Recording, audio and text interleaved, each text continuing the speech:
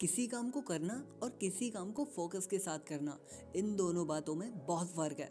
और शायद यही वजह है कि आज के समय में सिर्फ 5% लोग ही सक्सेसफुल हैं और बाकी के 95% लोग सफल होने की लाइन में लगे हैं। यही फ़र्क है फोकस का।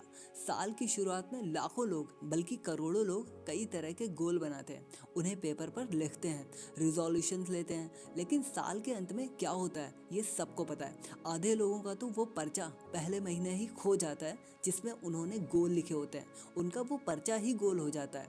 इसी तरह धीरे धीरे करके सबके रिजोल्यूशन पूरे करने के ख्वाब सिर्फ ख्वाब ही रह जाते हैं।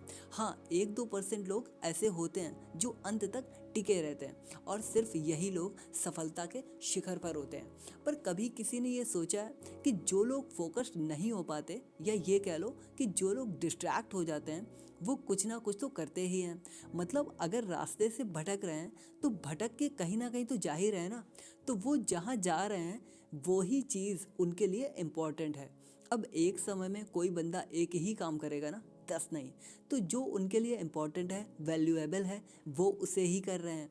तो अगर आपकी नज़रों में अपने गोल की वैल्यू होगी तो आप कभी भी अपना फोकस नहीं खोएंगे।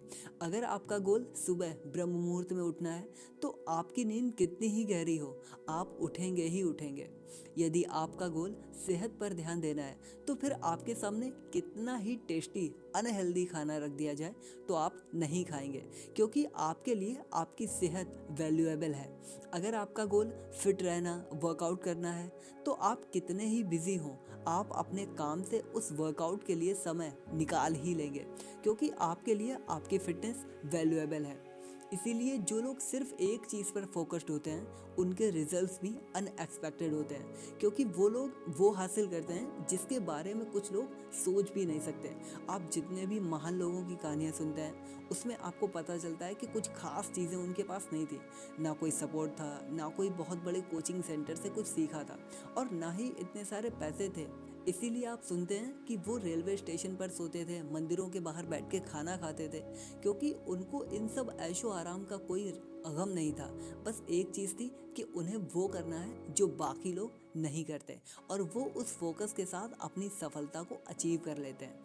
आपने इस चीज़ को भी नोटिस किया होगा कि जिस दिन बच्चों को स्कूल जाना होता है वो बहाने बनाते हैं, पर जिस दिन उन्हें कहीं घूमने जाना होता है फिर वो ज़रूर जाते हैं, और अगर थोड़े बहुत बीमार भी हों तो भी वो पूरी कोशिश करते हैं कि वे वहाँ जाएं। इसलिए जो चीज़ आपके लिए वैल्यूएबल है उससे फोकस हट ही नहीं सकता।